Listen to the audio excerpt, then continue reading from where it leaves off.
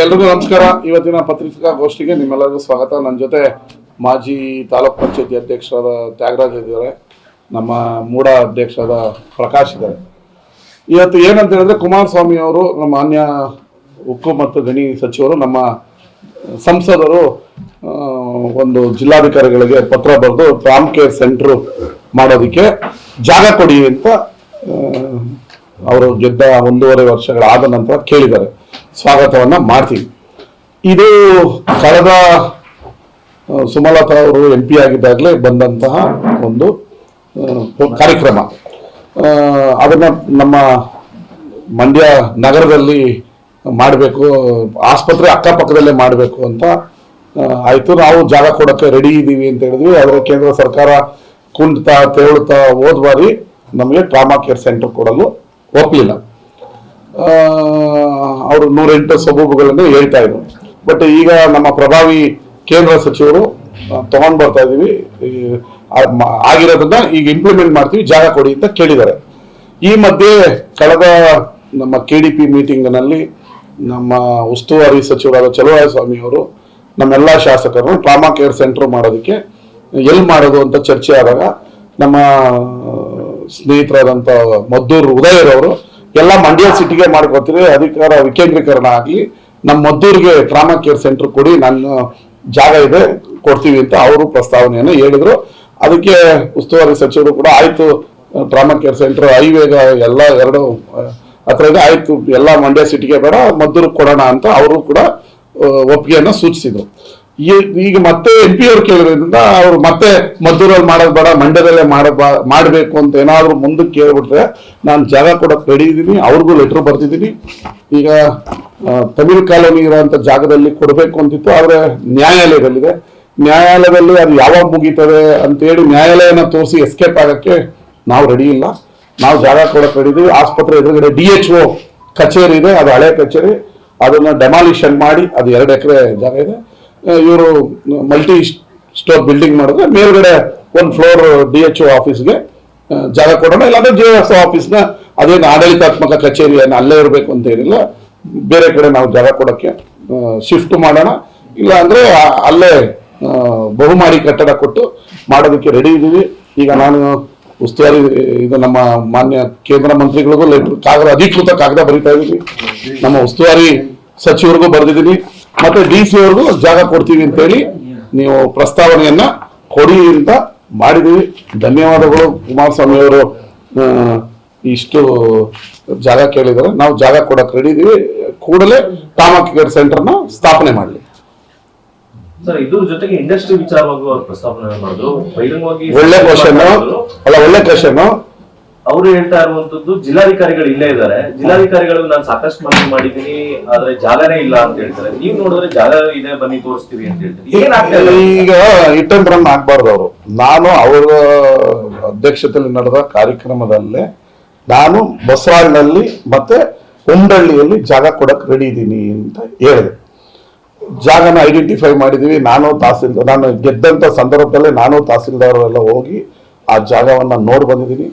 ಹೊಸ sugar factory ಮಾಡಬೇಕು ಅಂತೇಳಿ ಉಮ್ಡಳ್ಳಿ ಹತ್ರನು ನಾನು ತಹಸೀಲ್ದಾರು DC ಎಲ್ಲರೂ ಹೋಗಿ ಆ ಜಾಗ ನೋಡಿ ಬಂದಿದ್ದೀವಿ. ಹೇಳ್ದವ್ ನಾನು ಮತ್ತೆ ಅದನ್ನ ಕೇಳಲೇ ಇಲ್ಲ. ಅವರೇ ಮಾರನೆಗೆ ಪ್ರೆಸ್ ಮೀಟ್ ಅಲ್ಲಿ ಹೇಳಿದ್ರು, ಯಾವ್ದು ಅರಣ್ಯ, ನಮ್ಮ ಶಾಸಕರು ಹೇಳ್ತಾರೆ ಅವ್ರು ಅರಣ್ಯ ರೀ, ಏನ್ ಗೊತ್ತು, ನಮ್ಮನ್ನು ಕೇಳ್ಬೇಕಲ್ಲ.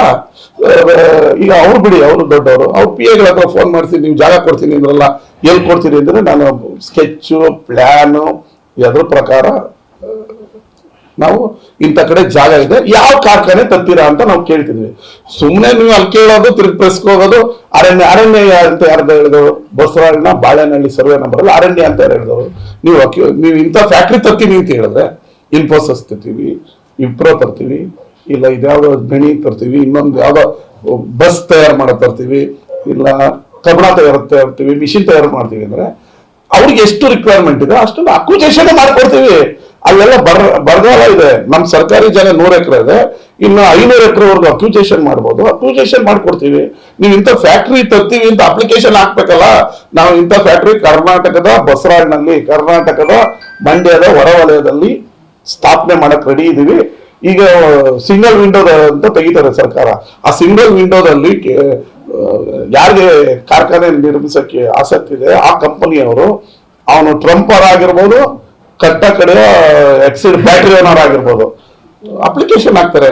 ನಾವು ನಿಮ್ಮ ಕರ್ನಾಟಕದಲ್ಲಿ ಈ ತರ ಫ್ಯಾಕ್ಟ್ರಿ ಸ್ಥಾಪನೆ ಮಾಡಕ್ ಹೇಳಿದೀವಿ, ನಿಮ್ಮ KDB ಇಂದ ನಿಮ್ಮ XXXXX ಇಂಥ ಕಡೆನ ಬೆಂಗಳೂರಲ್ಲೇ ಕೊಡಿ, ಹುಬ್ಳಿ ಕೊಡಿ, ಬೀದರಲ್ಲಿ ಕೊಡಿ, ಮಂಡ್ಯದಲ್ಲಿ ಕೊಡಿ ಅಂತ ಅವ್ರು ಅಪ್ಲಿಕೇಶನ್ ಹಾಕ್ತಾರೆ. ಅಂತವ್ರಿಗೆ ಜಾಗ ಕೊಡೋದು ಇವತ್ತಿನವರೆಗೂ ಕಾನೂನು ಮತ್ತು ಪದ್ಧತಿ. ಇಲ್ಲ ಅಂದ್ರೆ ನಮ್ಮವರೇ ರೋಡ್ ಶೋಗಳು ಮಾಡ್ತಾರೆ.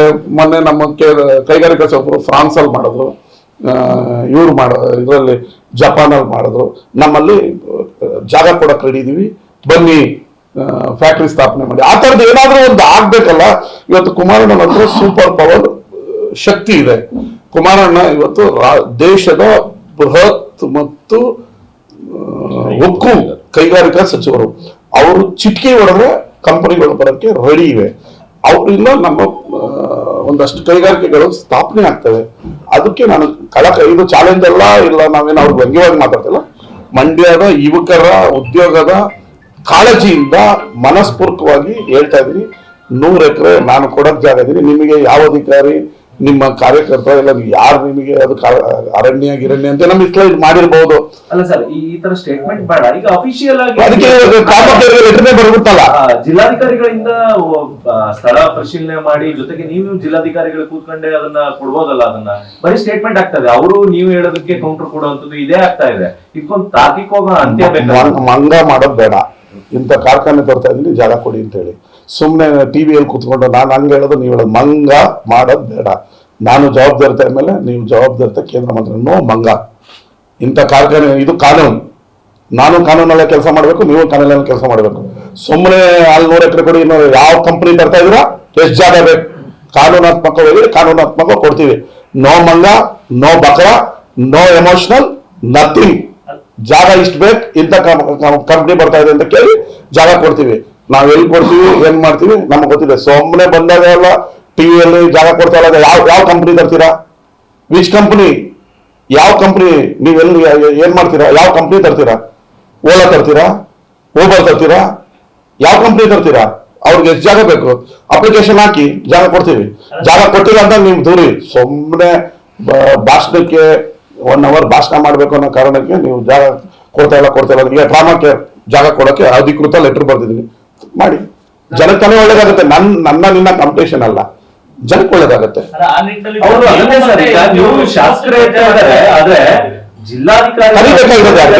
ಎರಡು ನಿಮಿಷ. ನಾನು ಒಂದು ಸಣ್ಣ ಶಾಸಕ, ಒಂದು ಸಣ್ಣ ತಾಲೂಕಿನ ಶಾಸಕ.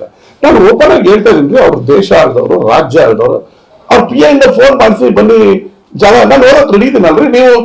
ನೀವೆಲ್ಲ ಬರೀ ನಮ್ಮೆಲ್ಲ ಹೇಳ್ತೀರಲ್ಲ, ನೀವು ಹೋಗ್ಬೇಕು, ಅವ್ರು ಮೀಟ್ ಮಾಡ್ಬೇಕು. ನಾನು ಆಕಾಶದಿಂದ ಇಳಿದಿಲ್ಲ, ಅವರು ಆಕಾಶದಿಂದ ಇಲ್ಲ, ಎಲ್ಲರೂ ಜನರಿಂದ ಗೆದ್ದು ಬಂದಿರೋದು. ನಾವು ಓಪನ್ ಆಗಿ ಈಗ ಲೆಟರ್ ಬರ್ದಿದ್ದೀನಿ, ಇದು ಚರ್ಚೆ ಕರೀಲಿ, ಅಧಿಕೃತವಾಗಿ ಮೀಟಿಂಗ್ ಫಿಕ್ಸ್ ಮಾಡಿ ಡ್ರಾಮಾಕ್ಕೆ ಆರಂಭ ಮಾಡೋದಕ್ಕೆ ಶಾಸಕರು ಲೆಟರ್ ಬರ್ದಿದ್ದಾರೆ ಅಂತ. ಅವ್ರು PA ಇಂದ ಈಗ ದಿಶಾ ಮೀಟಿಂಗ್ ಮಾಡ್ಬೇಕಾದ್ರೆ ಅವ್ರೇನು ಅಧಿಕೃತವಾಗಿ ಕರೀತಾರೆ, ಅವ್ರ PA ಇಂದ ನಮಗೊಂದು ಲೆಟರ್ ಕಳಿಸ್ತಾರೆ, DC ಇಂದ ಲೆಟರ್ ಕಳಿಸ್ತಾರೆ. ನಾನು ಹೋಗಲ್ವಾ ದಿಶಾ ಮೀಟಿಂಗ್ಗೆ? ಆ ಥರ ಒಂದು ಅಧಿಕೃತ ಸಭೆ ಮಾಡಲಿ, ಸಭೆ ಕರೀಲಿ. ಶುಗರ್ ಫ್ಯಾಕ್ಟರಿ ಸ್ಕೂಲ್ 25 ಕೋಟಿ ಕೊಡ್ತೀನಿ ಅಂದ್ಬಿಟ್ಟು ಸಂಬಳದಲ್ಲ 90 ಲಕ್ಷ ಕೊಟ್ಟಂಗೆ ನುಡಿದಂತೆ ನಡೆದ ಅಲ್ಲ. 25 ಕೋಟಿ ಕೊಟ್ಟಾಗ ನಡೆದಂತೆ ನಡೆದ. ಈ ತರ ಸುಮ್ಮನೆ ಮಂಗ ಮಾಡ್ಕೊಂಡು ಹೋಗ್ತಾ ಇರೋ ಆಗಲ್ಲ. ನಾವು ಕೆಲಸ ಮಾಡಕ್ ರೆಡಿ ಇದೀವಿ. ಸಂಬಳ ಕೊಡ್ತೀನಿ ಅಂತ ಹೇಳಿದ್ದೆ. ನನ್ನ ಸಂಬಳಕ್ಕೆ 20 ನೀವು ಎಷ್ಟೇ ಕೊಡ್ತೀರಿ ಅಂತ ಹೇಳಿದ್ದು? ಎಷ್ಟು? 25. ಈಗ 19 ಅದು ಒಪ್ಕೋತೀವಿ. 19 ಲಕ್ಷ ಈಗ ಮೊದಲ ಕಂತು ರಿಲೀಸ್ ಆಗಿದೆ. ನಾವೇನ್ ನಾಳೆ ಅವರು ಹೇಳಿದಾರೆ ಈಗ ಹಂತವಾಗಿ ರಿಲೀಸ್ ಮಾಡ್ತೀನಿ ಅಂತ.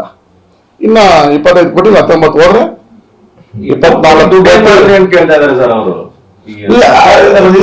ಮೀಟಿಂಗ್ ಮಾಡ್ರಿ. ನಾನೇನ್ ಹೇಳ್ತಾ ಇದೀನಿ ಗೊತ್ತಾ, ಟಿವಿ ಕೇಳಿದ್ರೆ ಲೆಕ್ಕ ಸಿಗಲ್ಲ. ನೀವು ಅಧಿಕೃತ ಸ್ಥಾನಮಾನ ಹೊಂದಿರುವಂತ ಕೇಂದ್ರ ಮಂತ್ರಿ ಶುಗರ್ ಫ್ಯಾಕ್ಟರಿ ಆಫೀಸರ್ಸ್ಗಳು ಮೀಟಿಂಗ್ ಕರೀರಿ.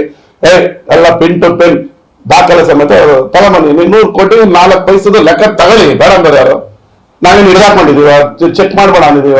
ಸರ್ ಈಗ ಅವರೇ ಹೇಳ್ತಾರೆ